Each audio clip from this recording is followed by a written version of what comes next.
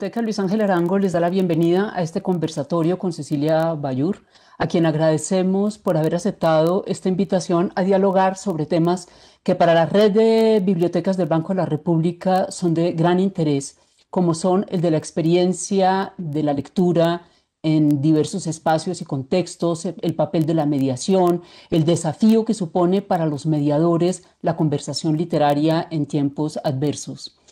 Durante este año, nosotros desde la Biblioteca Luis Ángel Arango nos hemos propuesto ofrecer a los maestros, bibliotecarios y en general a los mediadores conferencias y charlas con distintos expertos que permitan reflexiones en torno a la formación de lectores, a la lectura compartida, pero también al papel de la biblioteca y de la escuela como lugares de encuentro con el conocimiento, de creación de vocaciones de aprendizaje autónomo, de curiosidad.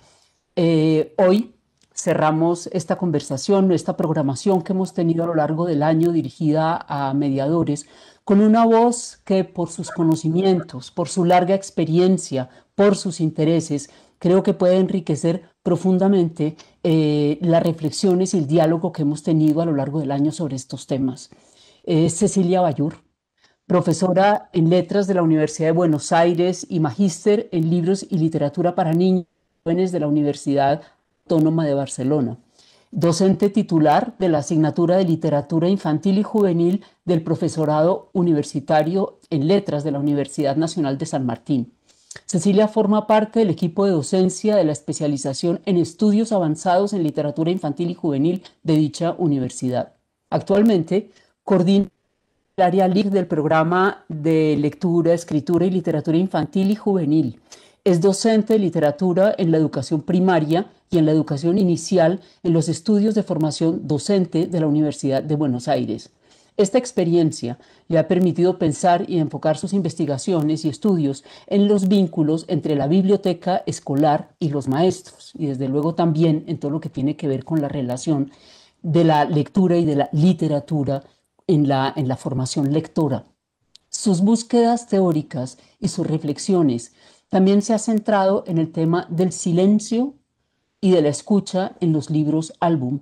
Uno de sus artículos más recientes es el publicado en la revista Entre Letras, que lleva el título de Silenciografías, marcas de lo no dicho en lecturas, textos y meditaciones. Autora de los libros Oír entre líneas, El valor de la escucha en las prácticas de lectura de 2014, La orfebrería del silencio, La construcción de lo no dicho en los libros álbum y Juego con palabras, Palabras en juego de 2016. Forma parte del Consejo Consultivo de la revista Emilia, revista digital de literatura para niños y jóvenes de Brasil, y ha sido y es conferencista en diversos seminarios y congresos sobre temas relacionados con la literatura infantil y juvenil en diversos espacios de educación formal y no formal. Bienvenida, Cecilia, nos da muchísimo gusto tenerla aquí. Tenemos mucho interés y muchas preguntas para hacerle.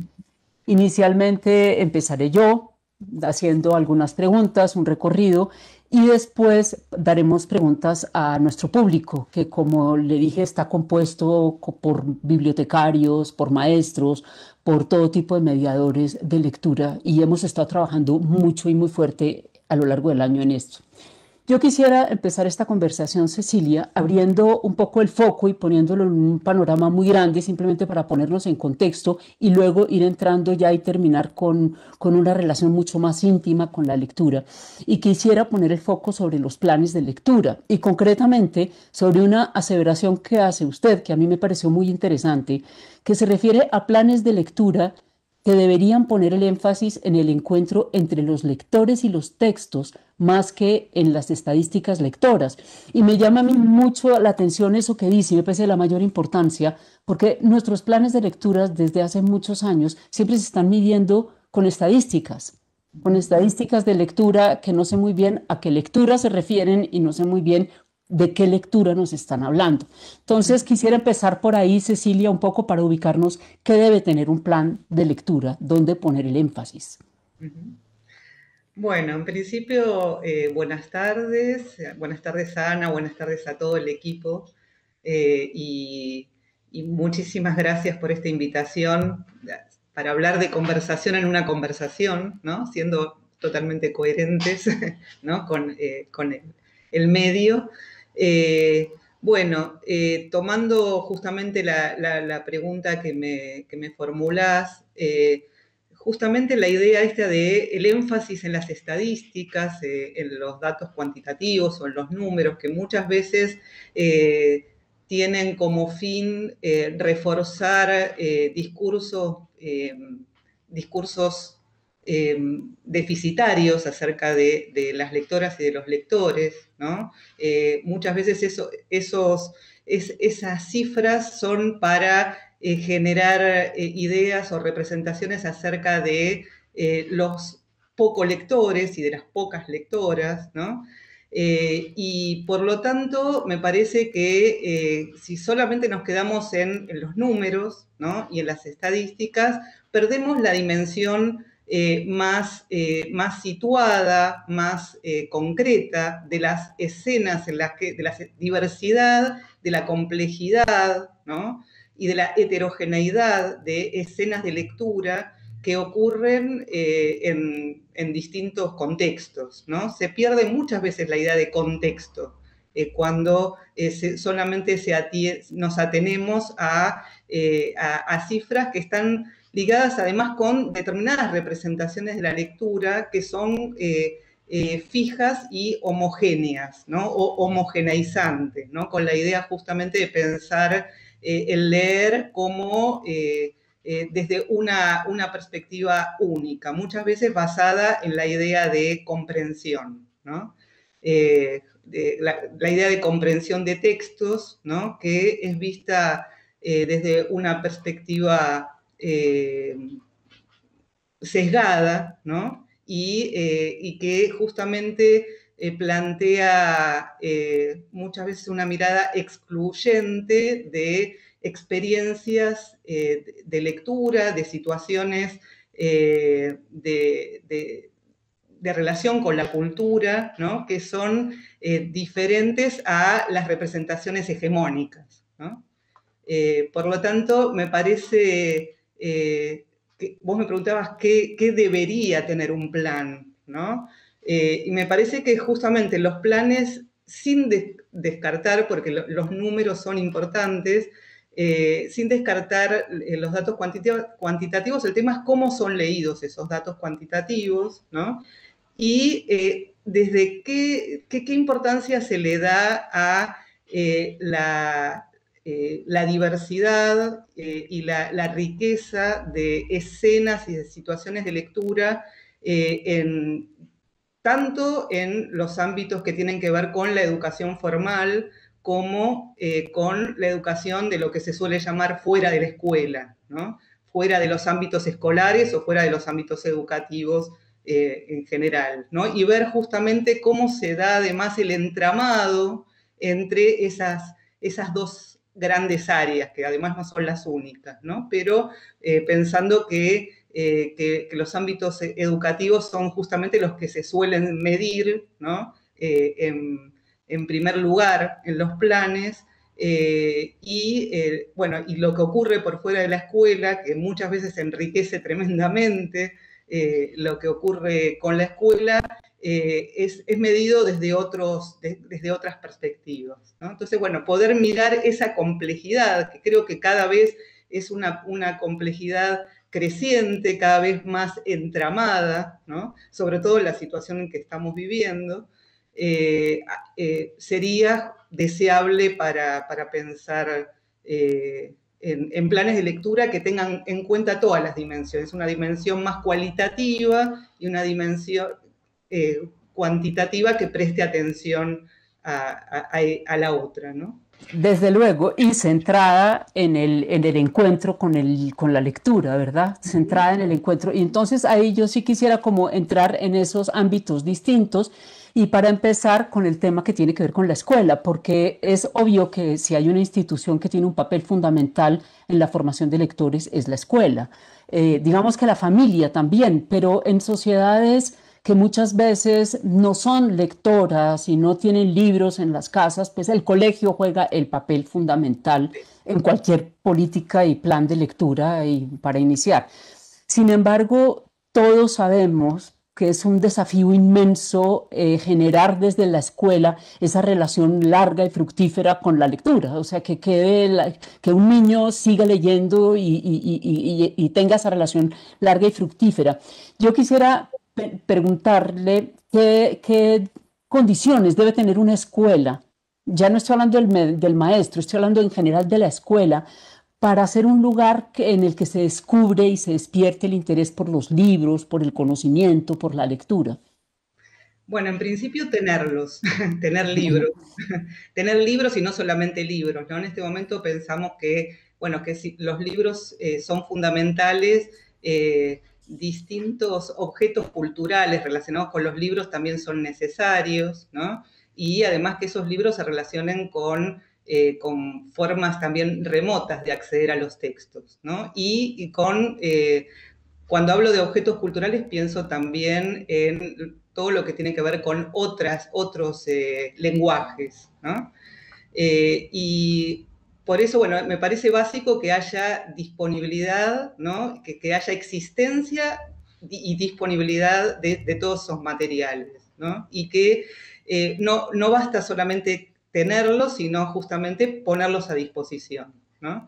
Y bueno, eso se hace de maneras múltiples. Es fundamental la existencia de una biblioteca, ¿no? De una biblioteca central que esté atendida por maestros y maestras bibliotecarios, ¿no? Que tengan una relación estrecha con los maestros y las maestras y los profesores de las aulas que piensen justamente junto con las conducciones de las escuelas el problema de la lectura de manera integral, ¿no? O sea que el asunto que tiene que ver con las bibliotecas no sea solamente el problema de algunas individualidades o de algunas voluntades, ¿no?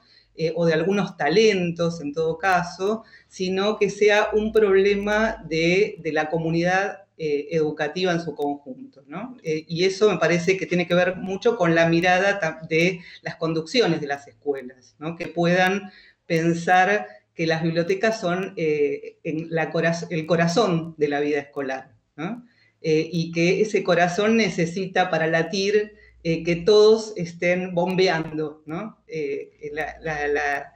La sangre que tiene que ver con poder generar vínculos enriquecidos con la lectura y la enseñanza, ¿no? Porque estamos hablando de la escuela y por lo tanto la biblioteca escolar tiene como singularidad la relación entre lectura y enseñanza, ¿no? Bueno, esta particularidad creo que se nota cuando justamente hay un entramado de participación, de deseo y de generación de políticas, de micropolíticas en las escuelas que tienen que ver con hacer partícipes a todos y a todas de las situaciones de lectura.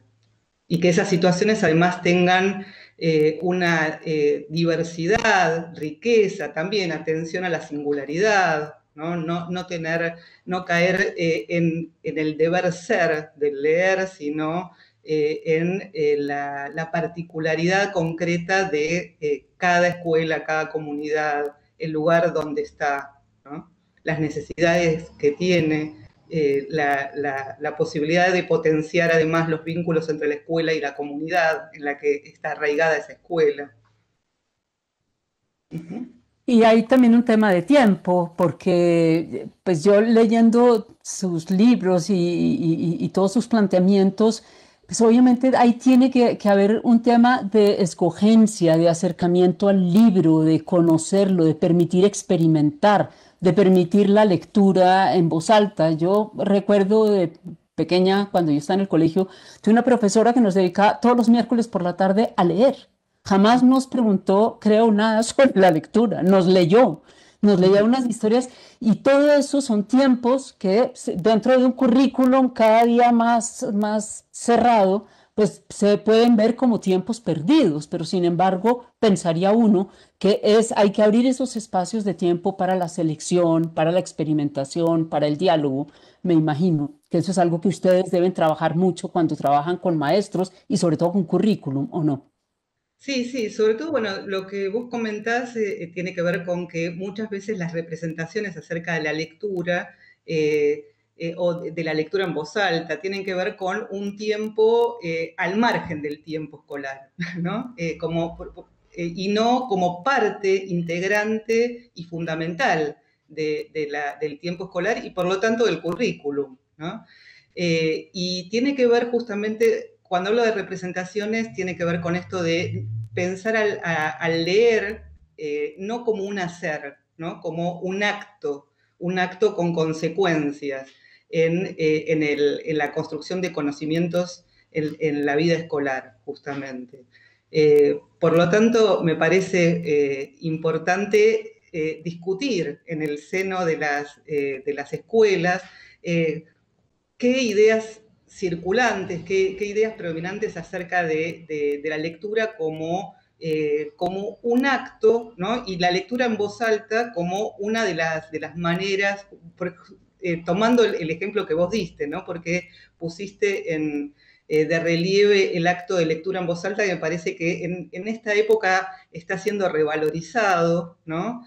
Como una zona fundamental en el encuentro entre lectores, ¿no? Y además en la transmisión de saberes acerca de las distintas situaciones de lectura, porque no sé si nos estamos refiriendo solamente a la lectura literaria. Me gusta también, a pesar de que mi formación y mi trabajo está vinculado a la literatura, al preocuparme por las bibliotecas escolares y por las bibliotecas en su conjunto, no me gusta pensar de manera sesgada en lo literario, sino la relación de la literatura con otras disciplinas, con otros objetos culturales, y justamente la biblioteca tiene esa posibilidad de la diversidad, ¿no? De la variedad, ¿no? Y creo que quienes nos ocupamos de literatura no nos podemos olvidar de eso, ¿no? Pues justamente allá quería ir también. Nosotros, pues esta es la biblioteca Luis Ángel Arango, ahora en la virtualidad, pero pues somos una biblioteca muy grande con millones de recursos de todo tipo, maravillosos. Eh, y sin embargo, hay algo que a todos los que trabajamos hoy en día en bibliotecas públicas nos preocupa mucho y es que realmente nosotros no, siento yo que nuestro sistema no educa para la biblioteca. O sea, no hay una relación cercana, muchas veces de los mismos maestros, pero sobre todo de los alumnos desde chiquitos, con la biblioteca, como un lugar de descubrimientos, como un lugar que puede ser un espacio propio, como un lugar que no tiene por qué producir miedo, sino que por el contrario es un lugar para encontrar mil cosas y para descubrirlas. Cómo crear eso que usted ha llamado la cultura de la biblioteca y que creo que es muy importante, no solo la biblioteca escolar, me refiero también a la biblioteca pública y ahí estoy hablando de todos los temas, como un niño que le interesa la ciencia encuentra el mundo de la ciencia o el que le interesa el deporte, etcétera. Ujú.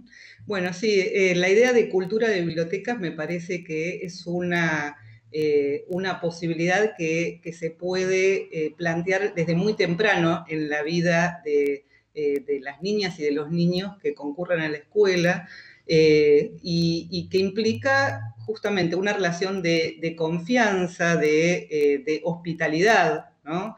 Con todo lo que se brinda en el espacio de la biblioteca, una biblioteca porosa, abierta, ¿no? Que con las puertas abiertas tanto a lo que ocurre en la escuela como a lo que ocurre por fuera de la escuela, ¿no?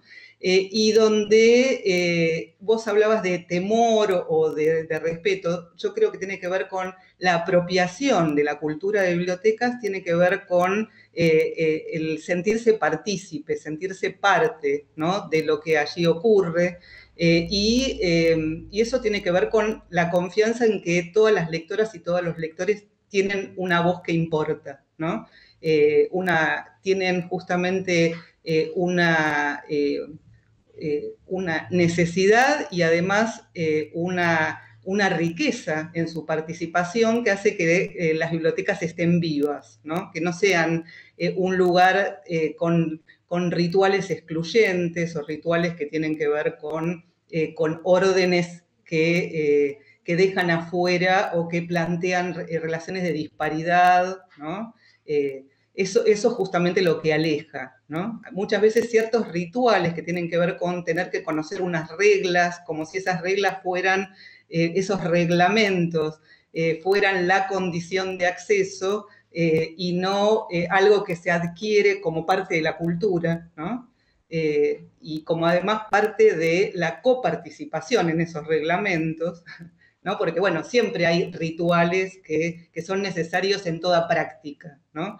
El problema es cuando esos rituales, me estoy refiriendo a los rituales de cómo usar una biblioteca en este caso, son vistos como una cuestión de ratificación de situaciones de poder, ¿no? Los que saben y los que no saben, ¿no? Entonces, bueno, todos empezamos no sabiendo, ¿no? Y ese no saber tiene que ir acompañado de confianza, de una situación, de una atmósfera de deseo, sobre todo de estimulación del deseo, ¿no? Porque quien llega a una biblioteca llega con el deseo de saber. Eso tiene que ser celebrado, ¿no? Tiene que ser celebrado y aquel que llega con deseo tiene que ser incorporado, ¿no? A ese espacio, ¿no? Y los rituales, en todo caso, que siempre son necesarios, se tienen que nutrir de ese deseo de expandir los saberes, ¿no? Pero ¿cuáles podrían ser las estrategias de un maestro o de un bibliotecario para facilitar ese acercamiento a una cantidad de libros que puede ser abrumadora y que puede alejar? ¿Cuáles son las estrategias en esa selección de los libros y en ese acercamiento al libro como un objeto en principio? Bueno, en principio me parece que el leer, ¿no? El acompañar la lectura, el estar leyendo con, ¿no? Justamente en ir mostrando caminos, ¿no? De libros que justamente impliquen no la ratificación de lo que ya se conocía, sino la posibilidad de abrirse a nuevos mundos, ¿no? Y eso me parece que es la función de un bibliotecario y también la función de un maestro o de una maestra, ¿no? El escuchar para abrir esos mapas, ¿no? Para que los mapas que uno trae de repente empiecen a conectar con nuevos mapas, con nuevos atajos, ¿no? Y por lo tanto, una cuestión fundamental de todo mediador o mediadora tiene que ver con la escucha, ¿no? La escucha de los textos y la escucha de los lectores, ¿no? Quien es un mediador tiene que aprender también a encontrarse con los textos de modo sutil, de modo detenido, de prestar atención, de leer entre líneas y de oír entre líneas, ¿no? Y lo mismo con los lectores, ¿no? Entonces, bueno, la cuestión es saber cómo interrogar esos textos, ¿no? Y cómo acercar esas interrogaciones a los lectores y escuchar cuáles son los modos en que las lectoras y los lectores llegan con esos interrogantes, ¿no? Que no son interrogantes preestablecidos, sino que son preguntas que para que sean recibidas como genuinas son particulares de cada lector, ¿no? Entonces, un mediador rico es aquel que está abierto a la sorpresa, ¿no? Yo considero que la sorpresa es algo ideológico, ¿no? Es algo que tiene que ver con la confianza en que los saberes del otro se van a poner en juego gracias a la escucha, ¿no? Entonces, y gracias a una escucha que se plantea sobre la base de que no sabemos todo, nunca sabremos todo acerca de los lectores, ¿no? Nunca sabremos todo acerca de los textos, pero tampoco sabremos todo acerca de los lectores, ¿no? Por lo tanto, me parece fundamental generar ese espacio de comunidad, ¿no? Y de encuentro entre las preguntas propias y las preguntas de los lectores. Ahora yo quiero que entremos más profundamente en ese tema de la conversación literaria que es tan rico en sus reflexiones, pero antes de pasar a eso, me gustaría que habláramos un poquitín de la selección de los textos, de esos ejercicios de casi de mercado, de poner una variedad de cosas donde la gente escoge y huele ese ejercicio participativo de la selección de textos para un taller, digamos, de lectura. ¿Cómo se hace? ¿Cómo lo hace usted con sus maestros? ¿Cómo lo deben hacer los maestros con sus comunidades, ya sean, bueno, los maestros o los mediadores? Porque muchas veces serán maestros, pero otras veces trabaja gente en comunidades mucho más chiquitas, mucho más alejadas, de golpe con menos libros. ¿Cómo se hace ese proceso para escoger cuál es la lectura que vamos a hacer? Bueno, en principio la selección es como una especie de antesala de la conversación, ¿no? O sea que ya cuando uno empieza a elegir, sobre todo cuando está eligiendo para una situación particular un taller, como era el ejemplo que ponías, ¿no? O una situación de clase, uno está poniendo en juego conocimientos acerca de los textos, ¿no? Por lo tanto, cuanto más sepa acerca del mundo de los textos, por ejemplo, en el caso de la literatura, acerca de géneros, de estéticas, de autores, de editoriales, de políticas públicas acerca de la lectura, saber qué hay al alcance, cuáles son nuestros derechos como lectores y lectoras con respecto a esos libros que están o no están al alcance según las situaciones, ¿no? Cuanto más saberes tengan los mediadores y las mediadoras en el momento de elegir, más posibilidad de que ese proceso de selección sea enriquecido, ¿no? Bueno, y ahí justamente al seleccionar uno pone en juego qué ideas acerca de los lectores y las de las lectoras tiene, ¿no? En el caso de la literatura llamada infantil, me parece que a la hora de la selección aparecen las ideas y las representaciones acerca de, si pensamos a los niños y a las niñas como lectores infantilizados, ¿no? Infantilizadas, o los pensamos como lectores que merecen textos y situaciones de lectura desafiantes, ¿no? Que impliquen no una ratificación de lo que ya sabían, sino que impliquen la posibilidad de ir más allá, ¿no? Por medio de una riqueza en las propuestas poéticas, pensando la idea de poética en un amplio sentido, no solamente relacionado con la poesía, una riqueza que tenga que ver también con lo que muchos consideran complejo, ¿no? Y bueno, que me parece siempre interesante poner en discusión cuál es el límite entre lo fácil y lo difícil, ¿no? Justamente en la selección me parece sumamente interesante no quedarse también con la idea de que lo nuevo es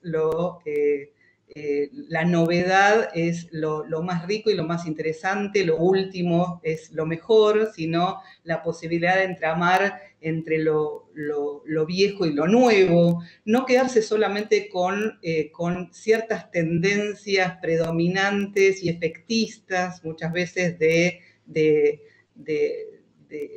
mercado editorial, sino tratar justamente de ver qué pasa con los márgenes, ¿no? Con aquello no tan conocido. Por ejemplo, en el caso de autores y autoras de la literatura infantil, me parece interesante también ver qué pasa con aquellas propuestas no tan visibles, ¿no?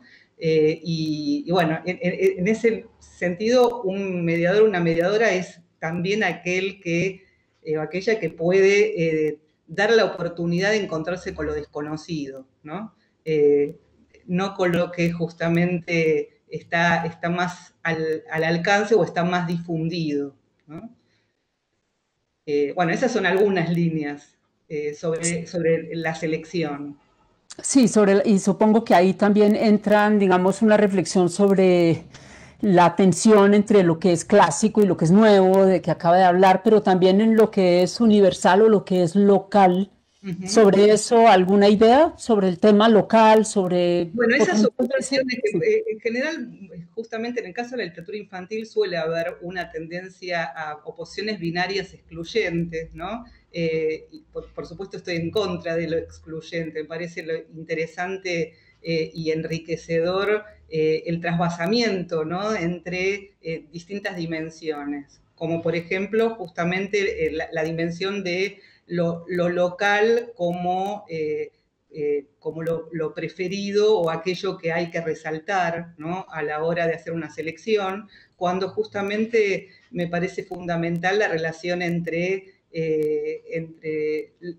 lo propio y lo supuestamente ajeno, ¿no? Lo que tiene que ver con otros mundos, ¿no? Porque nada crece mirándose a sí mismo. La endogamia está lo que sabemos acerca de la endogamia es que tiene vista corta, ¿no? Tiene alcance corto, ¿no? Si uno se queda mirándose nada más que el pequeño mundo que conoce, se pierde justamente la posibilidad de hacer crecer ese mundo, ¿no? De hacer que ese mundo pueda tener transformaciones, ¿no? Entonces, me parece que es fundamental en la selección generar vasos comunicantes entre las esferas de lo conocido y la de lo desconocido, ¿no?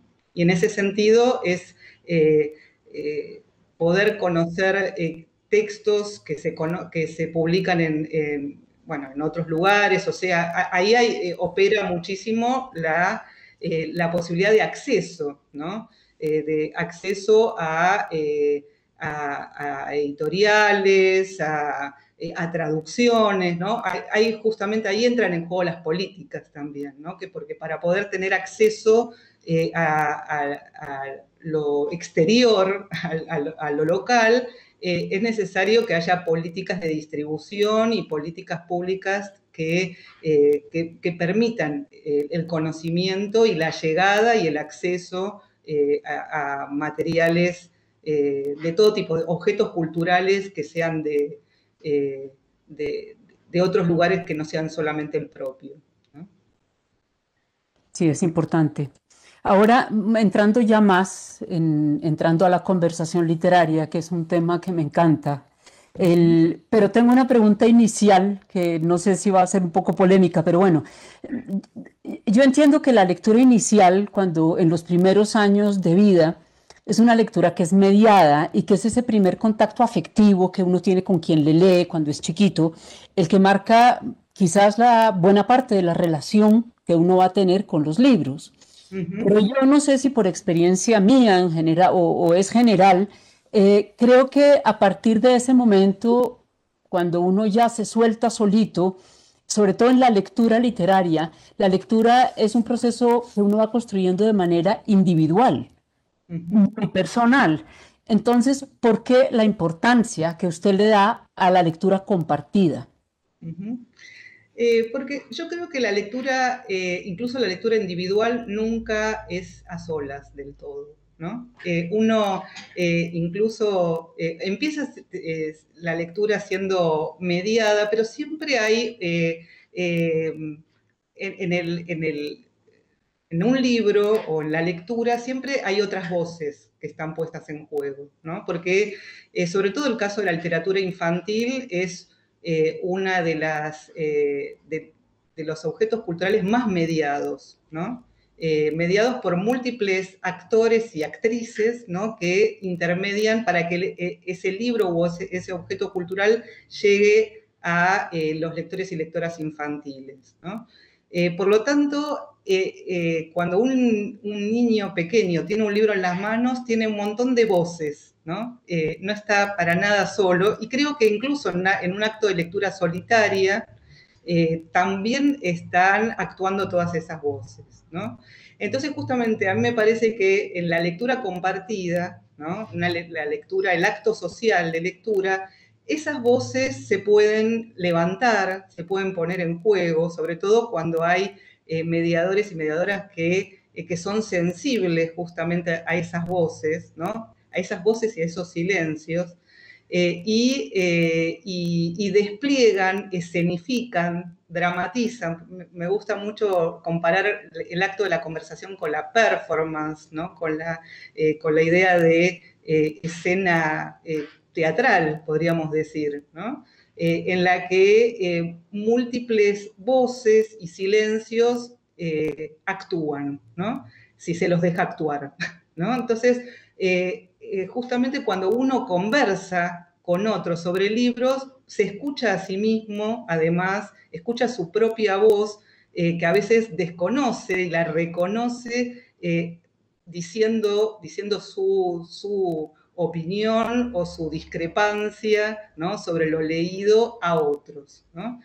Para mí la lectura compartida tiene que ver justamente con algo que sucede en la lectura individual, que es el acto de irse para afuera, para afuera del libro, ¿no? Es algo que justamente yo lo planteo en el comienzo del artículo Oír entre líneas, tomando a Roland Barthes y su idea sobre, en el texto Escribir la lectura, sobre esa imagen en la que todo lector cuando está leyendo levanta la cabeza, ¿no? Levanta la cabeza como que se va del libro, ¿no? Y genera una serie de asociaciones, de ideas, de conexiones, de imágenes, una idea de construcción de imaginarios, ¿no? Que cuando estamos con otros y hay justamente la posibilidad de interactuar entre imaginarios y entre voces, esas levantadas de cabeza se reúnen, ¿no? Se reúnen y nos reconocemos, hacemos crecer nuestra lectura, ¿no? La lectura compartida creo que es una ocasión de semilla, ¿no? Semilla de conocimientos. El conocimiento acerca del leer se expande y crece en los actos de lectura compartida, ¿no? Por eso vos decías algo acerca de lo polémico que podría ser. Creo que lo individual nunca es del todo individual, ¿no? O sea que la soledad nunca es absoluta en la lectura. Eh, de todas maneras, hay todos esos incomprendidos en la lectura. Pues si todos recordamos nuestra experiencia, nuestras primeras experiencias de lectura, sobre todo a quienes nos leían mucho, siempre había una cantidad de mundos que se quedaban en lo que no formaban parte de la experiencia de uno. Y uno está empezando a entenderlos y todavía no podía ponerlos siquiera en palabras. Y creo que incluso pasarían muchos años para que uno pudiera ponerlo en palabras. Eso es lo bonito de la lectura, que uno va armando a lo largo del tiempo, va enriqueciendo las lecturas que ha hecho. Sobre eso hay otro tema que me parece a mí muy interesante, y esto lo que tiene que ver, no solo hablamos de literatura, sino en general del arte, las dificultades que crea, los puntos oscuros, los puntos ambiguos, lo que no dice, lo que muchas veces resulta frustrante porque el texto que uno quisiera que entregara no entrega.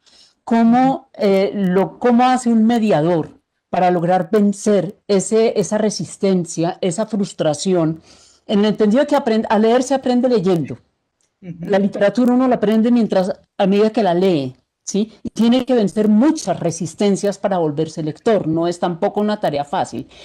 ¿Cuál es la labor del mediador ahí para ayudar a vencer esas resistencias y esas frustraciones? Bueno, en principio, hacerse amigo de la resistencia, ¿no? Pensar que la resistencia no es una barrera, sino una ocasión, ¿no? Y que no todos y todas las lectoras van a tener el mismo vínculo que tiene uno con el libro elegido, ¿no? Y que justamente que muchas veces la oscuridad principal o los prejuicios incluso, ¿no? Acerca de determinados textos que tienen los lectores, se pueden vencer gracias justamente a la conversación, por ejemplo, ¿no? A la posibilidad de negociar y de intercambiar sentidos acerca de los textos. Entonces a mí no le tengo temor a los noes, a las oscuridades, al contrario, me parece que son muy atractivas y muy desafiantes justamente para generar nuevas preguntas acerca de los textos y además confianza. Eso no quiere decir que haya textos que puedan generar, que sean muy crípticos y que no sean quizás los mejores para determinadas situaciones de lectura, ¿no? Sobre esto no se puede generalizar porque tiene que ver con justamente cómo es el encuentro con determinados grupos o con determinados lectores y lectoras, ¿no? Ahí tiene mucho que ver con la sensibilidad, la escucha fina, ¿no? La confianza también en la posibilidad de los lectores de ir más allá de la resistencia. Pero creo que hay un temor, quizás con determinados géneros en particular, que son los vistos como más oscuros, ¿no? Como por ejemplo el fantástico, ¿no? Un género que tiene que ver con la sintaxis del silencio, ¿no? Con aquello que nunca se va a explicar, ¿no? Y la sensación justamente de incertidumbre es algo que genera zozobra en muchos, sobre todo en muchos mediadores que necesitan la respuesta, ¿no? Y quedarse con la posibilidad de la pregunta, ¿no? Con un estado de interrogación, es algo que también se enseña. Yo creo justamente que a preguntarnos y a quedarnos en estado de pregunta es algo que forma parte de la transmisión de saberes, ¿no? Y que además la comprensión, ¿no? La idea de comprensión no significa comprimir, ¿no? Ir como si fuera una especie de embudo hacia un sentido único, ¿no? Entonces, hay que también ayudar y ayudarnos, ¿no? A amigarnos justamente con la multiplicidad de sentidos y con que ciertos sentidos son inapresables, por suerte, ¿no? Que nunca terminaremos de atraparlos. Sí, así es. Y sobre todo, también leyéndola un poco y oyéndola hablar, lo que tiene que ver con la forma. La forma muchas veces pues en la literatura, en el arte en general, tiene mucho que ver con ese desafío. Porque el relato, bueno, el relato puede contar una historia, pero muchas veces es la forma, el lenguaje que se usa el que sorprende. Entonces ahí vendría mi otra pregunta. ¿Cómo hace un mediador para aprovechar esa sensación de placer, de descubrimiento, de libertad, de literatura, de experiencia creativa, no amarrada en márgenes, no esto es lo que dice el texto y punto, Uh sino -huh, a través de las formas del lenguaje, a través de la forma de la narración, uh -huh. hay mucho descubrimiento? ¿Cómo hace el mediador para incitar esa lectura creativa, placentera, desafiante? Uh -huh. En principio me parece que una cuestión fundamental es confiar en que todas las lectoras y los lectores tengan la experiencia que tengan, pueden llegar a tener encuentros muy creativos con los textos, ¿no? Y bueno, que el placer o el displacer no se enseña, ¿no? Será en todo caso un efecto, ¿no? Un efecto de las lecturas, pero que no viene envasado de antemano. Yo no transmito placer, ¿no? A pesar de que hay muchos eslogans que hablan de dar placer, ¿no? El placer es algo que se construye y también el displacer, ¿no? Con los textos, porque tenemos también la soberanía de tener displacer con los textos. Y me parece que una cuestión fundamental es también conocer muy bien, conocer la orfebrería, el mecanismo, la relojería de los textos, que tiene que ver con esto de la hechura, la densidad, las oscuridades y las luminosidades de los textos, para poder escuchar cómo llegan por distintos caminos y con distintas palabras y con distintos silencios los lectores y las lectoras a construir esos mecanismos, a ver lo que podríamos llamar los átomos de los textos, ¿no? Cómo justamente es posible llegar a ver cómo esos átomos forman parte de una organicidad, ¿no? Y a mí realmente me gusta mucho trabajar. Me parece que una conversación se vuelve fascinante cuando aprendemos también a escuchar cómo lectores o lectoras que no tienen conocimientos en jerga técnica ni jerga literaria pueden decir cosas absolutamente profundas y enriquecedoras acerca de los mecanismos de los textos, ¿no? Eso justamente tiene que ver con no creer que para poder acceder a mecanismos complejos, a texturas complejas, hay que tener de antemano unos saberes que legitimarían o que ratificarían el saber, ¿no? Que los saberes muchas veces se construyen y pueden decir cosas profundísimas e inesperadas sobre los textos, personas de toda edad, origen, condición, situación vital, ¿no? Y bueno, eso me parece que es una cuestión fundamental para pensar que la forma no la tiene, el conocimiento acerca de la forma o de las buenas formas o de la riqueza de las formas no la tienen de antemano unos sabios o expertos, ¿no? Y que los otros en todo caso tendrán que esperar para llegar, ¿no? O sea, también esa dicotomía entre expertos e inexpertos me parece que no ayuda, ¿no? No ayuda justamente a enriquecer y además a escuchar, a fortalecer la escucha del mediador, ¿no? En situaciones ya sea de formación o de encuentros literarios donde la transmisión del saber no sea una cuestión curricular, por ejemplo, ¿no? Sí, que son muchos que es la experiencia que tienen muchos de los mediadores que trabajan con una red Exactamente. de bibliotecas, Uh que -huh. trabajan en condiciones, en contextos muy disímiles, que no tienen todas las condiciones, que ellos mismos tampoco quizás son formados Uh -huh. académicamente como literatos para entender la forma, y sin embargo muchos de ellos son magníficos mediadores porque quizás saben hacer las preguntas que corresponden o dar los espacios de conversación que corresponden.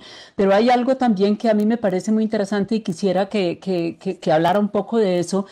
Usted es hija de músico y el tema de la musicalidad, de la poesía, por ejemplo, de la literatura, que ahí sí es puro placer o puro dejarse llevar o puro romper estructuras o puro estar en la incertidumbre.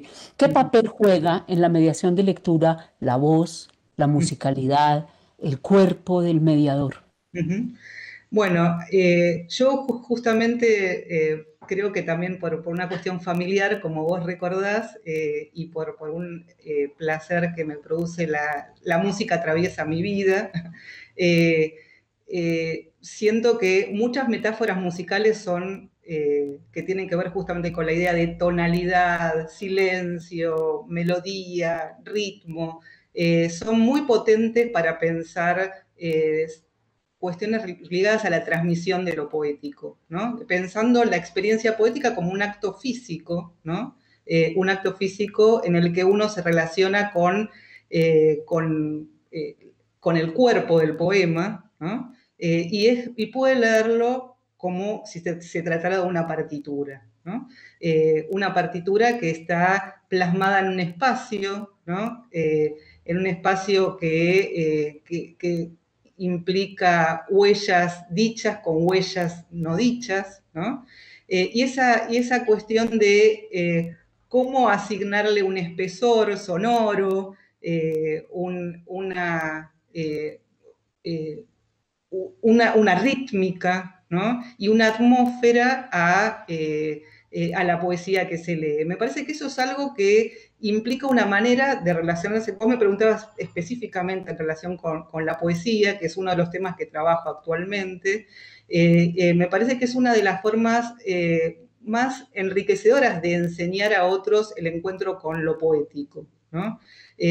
Mucho más que pensar toda una serie de conocimientos acerca de figuras o de cuestiones más de orden teórico acerca de la poesía y aplicarlas al poema, ¿no? en una práctica aplicacionista que discutiríamos, ¿no? Me parece que ser atravesados por la experiencia de la poesía y en ese acto corporal y físico aprender sobre las decisiones que se toman acerca de la construcción de lo poético es una de las maneras más ricas y donde rara vez sucede que alguien no quede implicado para siempre. Desde luego. Bueno, la última parte de esta, antes de abrirle a preguntas el público, tiene que ver con exactamente eso, la lectura en tiempos de adversidad, cómo cambiar las cosas a través del arte. Usted tiene una historia de vida particular, pues que quisiera traer a cuento. Su padre fue un violinista con una amplia trayectoria, que sin embargo tuvo problemas en Argentina con la dictadura porque lo censuraron. eh, y a ustedes quedaron profundamente conmovidos cuando se enteraron que él estaba en las listas negras de la dictadura. Y yo quisiera leer muy brevemente un párrafo escrito por usted sobre eso porque me pareció muy conmovedor y muy bonito. Dice así: empezamos a atar cabos, a darle un sentido a cosas que vivimos y sufrimos en forma medio intuitiva. La gente como mi papá formaba parte de la resistencia cultural a la dictadura. Uno se puede preguntar en qué afectaba a la dictadura un violín, pero el hecho de que ese violín tuviera una cabeza revolucionaria los afectaba. Ahora pudimos cruzar el trabajo de mi papá con sus ideas políticas y entender su convicción de la necesidad de cambiar las cosas a través del arte. Hasta ahí está la cita de Cecilia hablando de su padre y de cómo se puede cambiar la vida y las cosas a través del arte.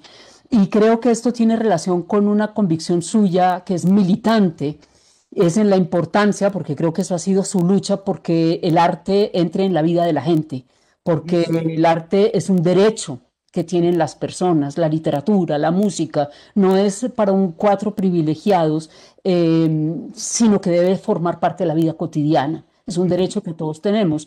Entonces, mi primera pregunta estaría muy referida a los niños y a los jóvenes. ¿De qué manera cree cuál puede ser el efecto del arte en la mente de un niño o de un joven, en crear esa capacidad de transformar? Bueno, en principio te quiero agradecer porque realmente me emocionó mucho que trajeras este recuerdo biográfico, ¿no? Y lo que implicó para nuestras vidas y también para mi formación, ¿no? Para mi formación y mi manera de mirar el mundo, ¿no? Creo que realmente me atravesó y me sigue atravesando esta idea de que el arte puede transformar, ¿no? Las cosas. Y yo creo justamente que creo en la posibilidad de tener herramientas, conocer cuáles son los resortes de la imaginación para que la imaginación sea a nuestro favor, al favor de las mayorías, ¿no? Entonces, justamente el otro día recordaba una cita de Úrsula Le Guin que decía justamente esto de que para poder conocer la libertad e imaginar la libertad hay que conocer cómo funciona la libertad, ¿no? Para poder imaginar cómo transformar algo hay que tener herramientas para la transformación, ¿no? Y yo creo que el arte nos da esas herramientas, ¿no? Nos da la posibilidad de mirar desde lugares impensados, nos da la oportunidad del desvío, nos da la posibilidad de desencarrilarnos, ¿no? De mirar desde lugares novedosos, nuevos, no quedar atrapados, ¿no? Eso es lo que el arte me da la posibilidad justamente de el aire y dar aire, ¿no? Un aire comunitario, ¿no? En este momento que necesitamos tanto el aire. El aire y el humor. A lo largo de la historia, en los momentos más difíciles, creo que el humor ha sido uno de los recursos de la inteligencia, uno de los recursos salvadores. ¿Qué papel tiene en el humor, lo sorpresivo, lo absurdo, en esa capacidad de transformar la realidad? Me parece fundamental el humor como un arma política, ¿no? En ese sentido, justamente, con la posibilidad de poder mirar críticamente el mundo, ¿no? De mirarlo extrañadamente, de no quedar encapsulados y encapsuladas en cristalizaciones, ¿no? Y en estereotipos. El arte pone en discusión el estereotipo, ¿no? Me parece que esa es una de las funciones, el arte, perdón, el humor, ¿no? El humor lo que hace es corrernos de lugares fijos, ¿no? Y poder reírnos de nosotros mismos y de esas situaciones fijas y cristalizadas. Por eso me parece también que el humor es un arma transformadora, ¿no? Ese es el humor que me interesa. Hay distintas formas del humor, también no se puede generalizar. Hay también formas del humor que caen en lo conocido y que ratifican el estereotipo. Justamente ese es el que no me interesa, ¿no? Me interesa justamente esas formas que se acercan mucho a lo poético, justamente por eso, ¿no? Por la posibilidad de abrir caminos nuevos, del hacer y del pensar. Cecilia, una penúltima pregunta sería, pensando en nuestros contextos de América Latina, siempre difíciles, siempre atravesados por exclusiones, por falta de oportunidades, muchas veces por violencia. ¿Cómo en esos espacios distintos donde los mediadores, los maestros rurales o los maestros tienen que cumplir, los bibliotecarios tienen que cumplir su trabajo, cómo generar diálogos con personas, con niños, con jóvenes que han vivido situaciones tan diversas, que no han sido tampoco iniciados, por ejemplo, en la lectura ni en la literatura? ¿Cómo generar ese diálogo propicio a través de la lectura? En principio me parece que es fundamental escucharlos, ¿no? Y no caer en lo que yo llamaría el peligro de la mímesis, ¿no? O sea, plantear situaciones miméticas a las que ya viven, ¿no? Justamente el arte, la conversación sobre mundos otros y mundos alternativos, supone la confianza y la posibilidad de que puedan recrear sus situaciones, pero a partir de conocer otras situaciones y de conocer otros modos de decirla y de nombrarlas, ¿no? Por lo tanto, me parece que estoy en contra de la teoría del reflejo, ¿no? En esto, de darles más de lo que ya están sufriendo. Digo porque hay una tendencia muchas veces a pensar que tengo que ir a llevarles algo similar, por eso digo lo de la mímesis, similar a lo que están sufriendo, ¿no? Porque supuestamente ellos van a reconocerse en eso. Yo creo que justamente hay algo que dice que a mí siempre me gusta recordar de lo que dice Michel Petit, que es el derecho a la metáfora, ¿no? Pensando en el derecho a trasladarse, porque el trasladarse implica poder mirar de dónde veníamos desde otro lugar, ¿no? Por lo tanto, considero eso como la posibilidad de, justamente, nuevamente, de abrir caminos nuevos, pero sobre todo a partir de la escucha, ¿no? Porque uno no significa no reconocer lo que está sucediendo, no reconocer el sufrimiento, sino justamente por reconocerlo, por reconocer la dificultad, abrirse a nuevos caminos para que esa dificultad se pueda poner en cuestión, ¿no? Y para terminar mi interrogatorio y pasarlo al público, bueno, la conversación literaria se ha transformado hoy con la distancia, con el encierro, con las relaciones virtuales. ¿Cuáles son los retos que tienen los maestros, los mediadores de lectura en este contexto? Bueno, hemos ejercitado todo este tiempo nuevas formas de la conversación, ¿no? Hemos aprendido, seguimos aprendiendo a conversar, como en este caso, de nuevos modos, ¿no? A ver qué pasa con la espera, qué pasa con el silencio, nuevas maneras de organizar las voces y los silencios en este contexto. Creo que eso nos invitó también, digo, para no mirar solamente el lado oscuro de toda esta situación, ¿no? Nos invitó también a buscar nuevas herramientas, ¿no? Y a potenciar algunas que son muy, muy ricas y poderosas, ¿no? De las nuevas tecnologías, lo que llaman nuevas y que ahora no hemos tenido otra que apropiárnoslas, justamente para poder transitar los encuentros. Yo creo que, bueno, el hecho de poder relacionarnos con múltiples lenguajes simultáneamente es una ganancia, ¿no? Es algo que nos llevaremos para el futuro, ¿no? Y que en todo caso lo que tenemos que hacer como reto es conocerlos mejor para, bueno, no para reemplazar la presencialidad y el encuentro con los cuerpos y con las voces y con los cercanos, sino para enriquecerlos, ¿no? Para no generar dicotomías improductivas entre lo remoto y lo cercano, ¿no? Entre la virtualidad y la presencialidad. Queremos volver a la presencialidad, ¿no? En algunos lugares se está volviendo, en otros se está retrocediendo, depende de las situaciones, pero creo que, bueno, ya no seremos los mismos y las mismas, ¿no? Y sin tener una mirada romantizada sobre esta situación, creo que lo que sí hay que aprovechar es cuánto estamos aprendiendo también de la valoración del encuentro, ¿no? Del encuentro, del lugar que tiene la corporalidad en las relaciones humanas, ¿no? Creo que justamente la crisis ha llevado justamente a mirar aquello que no mirábamos así. A mirarnos desde distintos sitios, cada uno desde su casa. Uh -huh. Eh, gracias, Cecilia, gracias por las respuestas. Voy a pasar ahora a las preguntas que nos mandan las personas que nos han estado siguiendo en esta conversación. Bueno, una pregunta de Beatriz Elena Robledo, que le manda un grandísimo abrazo, que ha estado encantada. Queridísima y extrañada. Aquí está. Y dice Beatriz, ¿qué lugar tiene el silencio en el encuentro entre lectores y textos y en la mediación? Bueno, a mí bueno, el silencio es uno de los temas que me ha venido ocupando y que me interesa en los textos y las mediaciones en los últimos tiempos.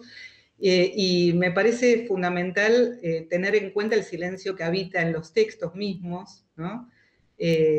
Qué pasa con el balance entre lo dicho y lo no dicho en los textos. Y justamente una de las maneras de aprender acerca de cómo funciona el silencio, que puede parecer una entelequia, una abstracción, es qué pasa con el exceso en el decir, ¿no? O sea, muchas veces me acerco al silencio o a los silencios, ¿no? Porque hay diversidad de silencios a partir de su contrario, que es el exceso, lo que llamo verborragia, ¿no? El exceso en el decir, en la necesidad de explicar, que muchas veces se basa en la desconfianza acerca de la posibilidad de las lectoras y de los lectores de poder construir sentidos por sí mismos, ¿no? Dejar esas lagunas de sentido, esos vacíos, esas zonas oscuras que decías vos hace un rato, como zonas que suponen confianza en la construcción de sentidos de quien lee, ¿no?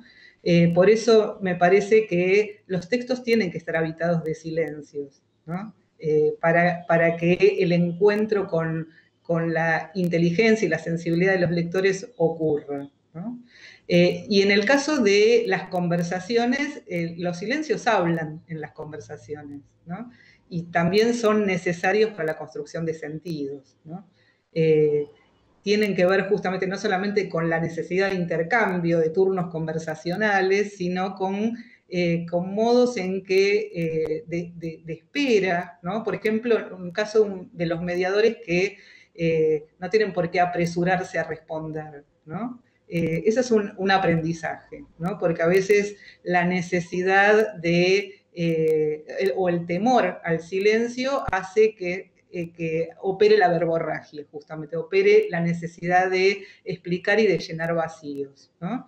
Entonces me parece que el silencio, cuando está asociado a la espera y a la confianza, puede generar actividad en las voces interiores, ¿no? Y en la posibilidad luego de que otros puedan en su momento decir su voz. Gracias. Ahora una pregunta de Carmen Alvarado de Escorcia, que dice. Que también saludo.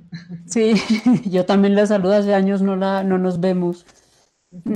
¿Qué piensa de promotores o animadores de lectura, o de que promotores y animadores de lectura tengan que integrar a la sesión de lectura la pintura y el juego como complemento y que consideren que eso es su evidencia para mostrar, o sea, lo que resulta, me imagino yo, de la pintura y del juego. Ujú.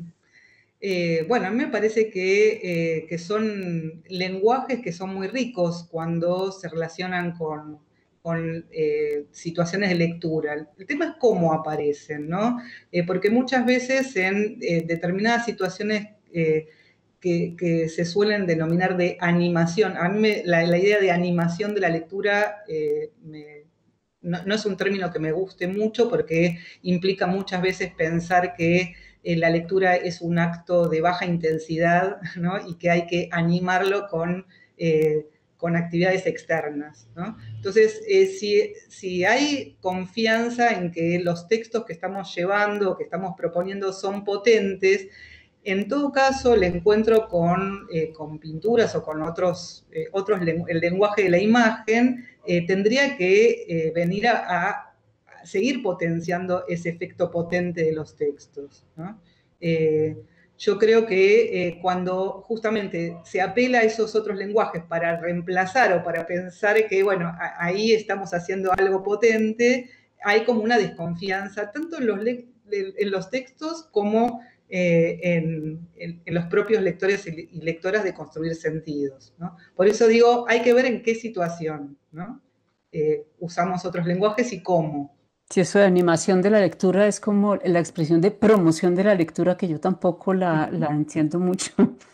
Sí, son términos que, bueno, que los terminamos usando porque se han generalizado, pero, bueno, el tema es cómo se los lee en contexto y además desde una perspectiva histórica, ¿no? Mm. Eh, pero, bueno, son términos que tienen su complejidad, que hay que poner en cuestión todo el tiempo. Mucho porque se sienten vacíos, ¿no? Lo de promoción de la lectura ya acaba perdiendo todo sentido. Ujú. Viviana Sanabria pregunta, ¿cómo construir prácticas sociales de lectura? Ujú. Bueno, en general en la escuela las prácticas de lectura son sociales, ¿no? Y entonces, y además es el lugar, las escuelas públicas, por ejemplo, que es donde yo trabajo en la formación de futuros maestros y maestras en profesorados de educación pública, ¿no? En la ciudad de Buenos Aires. Y justamente hablamos de situaciones de lecturas sociales como las que ocurren en la biblioteca o en el aula o en espacios de la escuela que no necesariamente son esos, donde los sentidos se construyen colectivamente, ¿no? No hay un sentido válido que es el que trae el maestro o la maestra o que traen determinados textos, ¿no? Textos que serían pensados como pretextos, ¿no? Para poder encarar esos textos, sino que lo que hay es una interacción democrática y democratizadora, ¿no? Y por eso me parece que es la escuela, pero también el fuera de la escuela, el lugar donde el conocimiento crece, ¿no? Si se lo piensa socialmente, ¿no? Si no se lo piensa como un saber envasado, enlatado, que es eh, transmitible, sino que todo el tiempo se está generando como un diálogo de saberes, ¿no? En eso soy muy bastiniana, ¿no? Me interesa mucho la filosofía dialógica que propone Bakhtin acerca de toda construcción de saberes como un diálogo, ¿no? Tatiana García dice, muchas gracias por sus grandes aportes. Soy maestra rural del departamento de Nariño. ¿Me podría ayudar con la siguiente pregunta?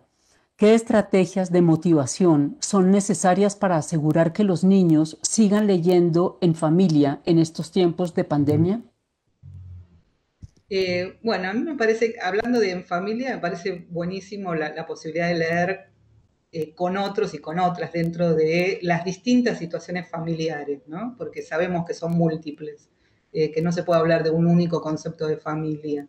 Pero sí la posibilidad de encuentros afectivos, ¿no? Con los textos, donde haya, que los textos sean también una ocasión de encuentro. Muchas veces son los mismos chicos y las chicas los que, gracias a la escuela o gracias a determinadas mediaciones, son los que llevan textos a los adultos, ¿no? Y los que motorizan y generan encuentros con los adultos. Entonces, me parece que una de las maneras es de un mediador, o en este caso una maestra, es cómo ayudar a que esos encuentros ocurran, ¿no? Con buenos textos, con buenas estrategias, así. Muchas veces el humor, como decías vos antes, ¿no?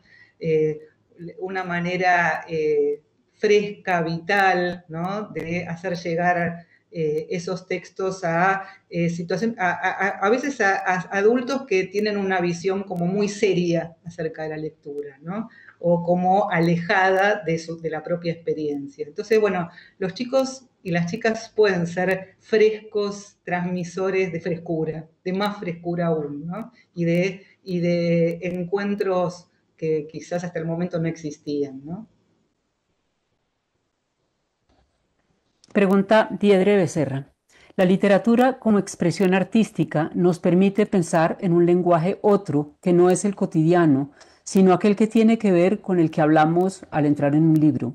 Los textos literarios se constituyen así en un espacio de libertad, de imaginación, en el que el lector, de acuerdo con su conocimiento y su relación con los libros, va construyendo sentido e interpretando.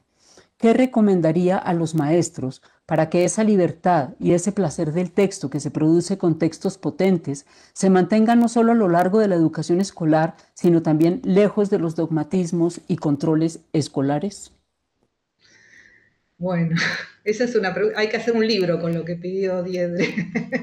eh, bueno, es justamente la gran tarea de la enseñanza de los discursos artísticos, ¿no?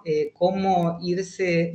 yo creo que existe se puede plantear que la relación entre arte y dogmatismo es un oxímoron. O sea, el arte no puede ser dogmático. Se desarticula la idea de lo artístico, de lo libre o de lo potente del arte si se lo encierra en dogmatismos. Cuando hablamos de dogmatismos hablamos de verdades reveladas, pensamiento único. Entonces, bueno, a mí justamente me parece que el arte es un aliado del pensamiento crítico y transformador, como decíamos antes, ¿no? Con respecto a lo de las relaciones duraderas, también yo creo que hay que aflojar un poco. No todos tuvimos una relación duradera con el arte. Hay mucha gente que lo ha encontrado en algunos momentos de la vida inesperados. Hay que también tener, digamos, como relajar un poco la exigencia con respecto al encuentro. Si bien sabemos que el arte es riquísimo, lo acabamos de decir, pensar de que no todos los momentos de la vida tenemos la misma intensidad y las mismas posibilidades, ¿no? O deseos, ¿no? En relación con los textos artísticos, ¿no? Entonces, bueno, eso me parece que también ayuda a relacionarse de una manera quizás menos romantizada y menos exigente, ¿no? Con los textos, más allá de que lo pensemos siempre como un derecho, ¿no? Pero un derecho del que también podemos disponer, ¿no? En determinados momentos de la vida, ¿no? Por eso es fundamental la formación, ¿no? Cuanto más conocimientos y saberes y curiosidades, yo creo que una de las cuestiones fundamentales es alimentar la curiosidad, ¿no? La curiosidad es amiga, hermana del deseo, ¿no? Y nunca se va a poder formar acerca de lo que no se conoce. Por lo tanto, es fundamental en los mediadores y las mediadoras tener como una especie de mochila o una valija llena de posibilidades, ¿no? Y esas posibilidades también para que estén disponibles cuando sea necesario y posible y deseable. Cecilia, estas eran las preguntas. Terminamos así entonces. Muchísimas gracias Bueno, gracias por por... las hermosas y emocionantes preguntas, ¿no? Que realmente me tocaron, bueno, acerca de conocimientos y de búsquedas teóricas, pero también de búsquedas vitales, ¿no? Y búsquedas que tienen que ver el atravesamiento biográfico, ¿no? Que hace bueno, que también nos constituimos como lectores y como lectoras a partir de la vida que vivimos, ¿no? Sí, pues aquí lo que yo veo es que son millones y millones y millones de agradecimientos por esta conversación, Cecilia, de todas las personas que han estado escuchándola. Hay un comentario que es largo, pero yo quisiera que la persona que lo hizo se lo dirija es que no lo quiero leer aquí porque es demasiado largo, pues es muy interesante, de Mauricio Pérez, pero Mauricio lo debería colgar en la, no sé si quieren que lo lea, pero es que es largo. Uh-huh. Para mí, yo estoy aquí con mucha alegría de recibirlo. Bueno, entonces lo voy a leerlo. No es una pregunta, es un comentario pues interesante, lo voy a leer entonces. Sí. Si bien las bibliotecas y el acceso a los libros son fundamentales, así como definir políticas nacionales e institucionales al respecto, eso no es una condición suficiente para formar un lector autónomo. Aquel sujeto que desea leer, que vive una experiencia estética cuando lee, que va hacia el libro, que lo busca, que comparte con otros su experiencia. Ese lector se forma si los chicos tienen la posibilidad de ingresar desde el inicio de sus vidas a prácticas sociales de lectura, si pueden participar de manera permanente en esa diversidad de prácticas. Me refiero, por ejemplo, a prácticas como la existencia de un espacio permanente, ojalá diario, desde el inicio de la escolaridad, de conversación con sus pares y con su maestra sobre lo que se lee. Esa conversación se irá enriqueciendo, complejizando a lo largo del tiempo por la naturaleza misma de la conversación. Las, la inter, las interpretaciones colectivas se irán llenando de elementos desde el aporte del colectivo y los modos de hablar se irán igualmente complejizando, es decir, contar con un espacio genuino de conversación literaria. Igualmente, podemos pensar en prácticas privadas de lectura, leer para sí mismo, definir los tiempos y espacios para vivir esa experiencia, para hablar consigo mismo, para construir el silencio como vínculo con uno mismo y con la obra. Esas prácticas son igualmente fundamentales para formarse como lector. Por supuesto, podemos nombrar otras prácticas. Así podremos diferenciar dos líneas de formación y de política. A, el acceso al libro. B, el acceso a prácticas sociales de lectura. Lo segundo es lo más débil en el contexto colombiano, especialmente en la escuela. Esa fue la participación de Mauricio Pérez Agradezco mucho. y con eso terminamos entonces esta conversación. Cecilia, muchísimas gracias. Fue un Gracias. placer esta conversación. Bueno, para mí también. Me sentí muy, muy cómoda, feliz. Me Y alegra bueno, mucho. bueno, Espero entonces que, pues muchos agradecimientos de todos los que nos escucharon, Cecilia, y esperamos tenerla pronto en la vida real, en la uh-huh. vida física, en Ojalá, la Biblioteca Luis Ángel que se Arango. llegue pronto esa posibilidad. Vale. Y a Bueno, todos ustedes que estuvieron acompañándonos, muchísimas gracias. Esperamos que ya este año se acaba, pero que el próximo año podamos seguir con estas mismas conversaciones en torno a la lectura, a los mediadores, al papel de las bibliotecas, al papel de la escuela, que creo que hace tanta falta seguir profundizando en esto por el bien de todos, de nuestro país y del futuro de nuestros niños y nuestros jóvenes, y niñas y jóvenes. Bueno, Cecilia, muchas gracias a todos. gracias A y Diedre también. muy agradecida. Bueno, hasta luego. Hasta luego, adiós.